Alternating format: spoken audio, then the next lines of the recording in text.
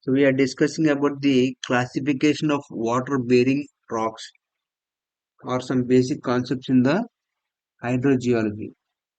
Groundwater occurs in the Earth's crust in different forms depending on the lithology, stratigraphy, and structure. So it also depends on the grain size and the grain packing of the sediments or the rocks that are in the geological system. And stratigraphy describes the geometrical and the age relation between the various lenses, beds and formations of the geological system, and the structural features such as cleavages, fractures, folds, and faults are geometrical properties of the geological system. In unconsolidated sediments, lithology and stratigraphy constitute the most important controls. We come with the aquifers, aquicludes, and the aquitards and aquifers, and these are the terms generally we use for describing the geological properties of a system. The parameters like permeability and porosity are the basics for understanding the flow of groundwater system. And we generally hear the terms like unconfined, semi-confined, and confined systems also. And in broad terms, the water-bearing rocks could be classified into four major categories. So the first is the fluvial deposits and the glacial deposits, sedimentary rocks, igneous rocks, or metamorphic rocks. So we'll deal with each and everything now. The fluvial deposits are the materials that are laid down by the physical process of the river channels, like the flow of river channels or the floods of the plains. And the materials are also known as alluvial deposits. The fluvial material occurs in nearly all regions, and aquifers of the fluvial origin are important sources of water supply. The relative abundance of various deposits laid down in the meandering rivers and their floodplains are greatly influenced by the nature of the sediments supplied to the river from the watershed.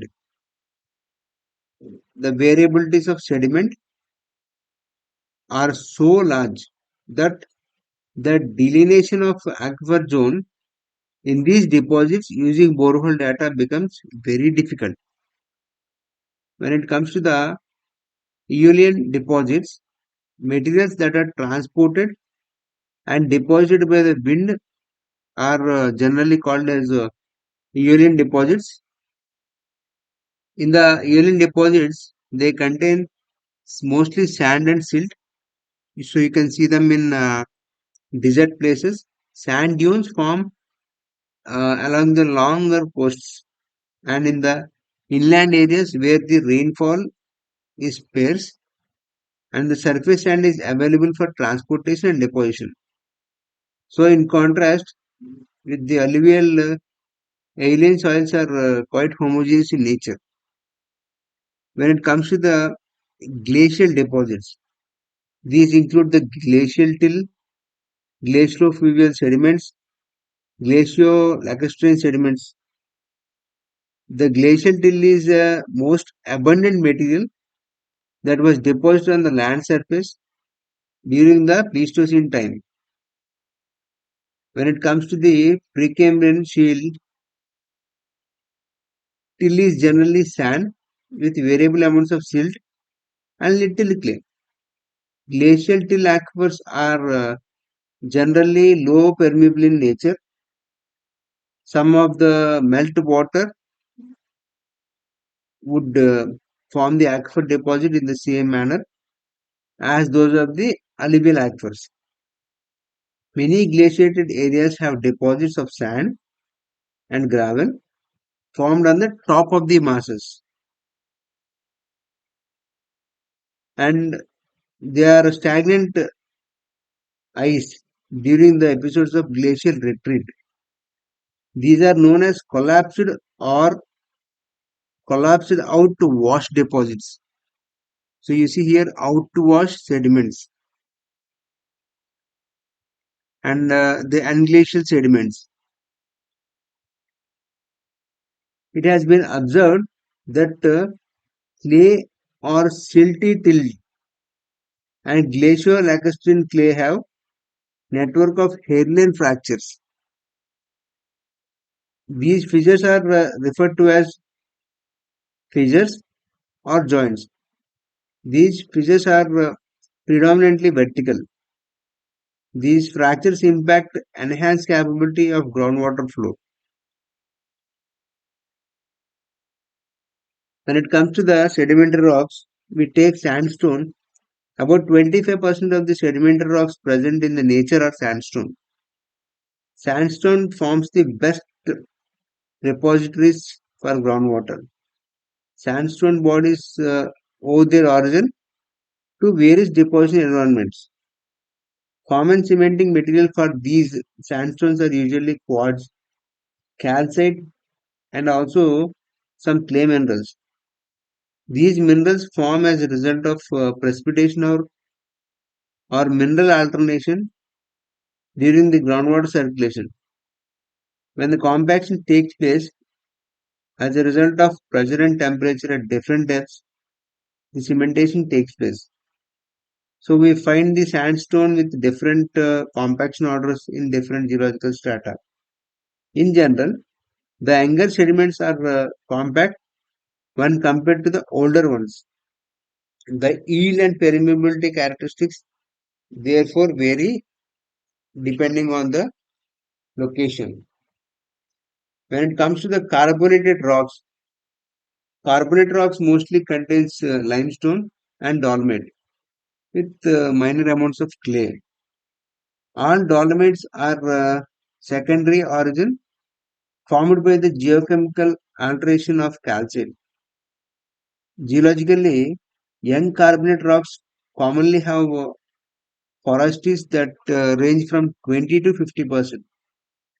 Many carbonate strata have appreciable secondary permeability as a result of fractures or openings along bedding planes. Secondary openings in the carbonated rocks caused by the changes in the stress conditions may be enlarged as a result of calcite or dolomite dissolution by circulating the groundwater. When observations in quarries and other excavations in flat lying carbonate rocks indicate that the solution opening along vertical joints generally are widely spaced openings, and openings along bedding planes are more important from the point of view of water yield of the wells. In some carbonate rocks, lineations of concentrated vertical fractures provide the zone of high permeability.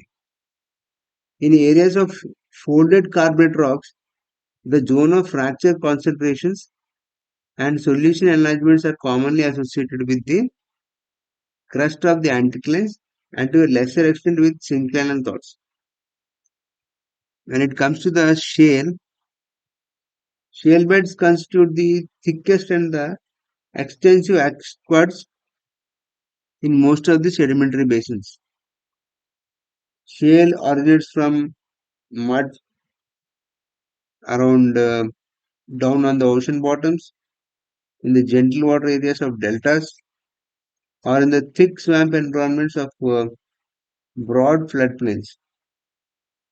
The diagenetic process related to the compaction and tectonic activity convert the clay into shale. Shale generally has a primary porosity less than 20% and in some areas even less than 5%. Shale is generally brittle and fractured near the outcrops and the shallow areas, and it becomes less significant at the deeper levels. When it comes to the igneous and the metamorphic rocks. Igneous and the metamorphic rocks. The solid igneous and metamorphic rocks have porosity is less than 2%. The intercrystalline voids that make up the porosity are minute, and many are not interconnected. That is why they have a poor connectivity between them. That means permeability is very low. Generally, fracture permeability occurs within tens of meters and in some cases within a few hundred meters to the ground surface. The fractures are caused by the changes in the stress that have occurred during the various episodes in the geological history of the rocks. In some cases, dissolution of the siliceous rocks may cause significant decrease in the width of the fracture openings. The acid granite susceptible for weathering more rapidly than the basic granites. In general, we observe a top weathered layer followed by a fractured layer below which hard rock occurs. Both weathered and the fractured layers constitute potential aquifer for groundwater.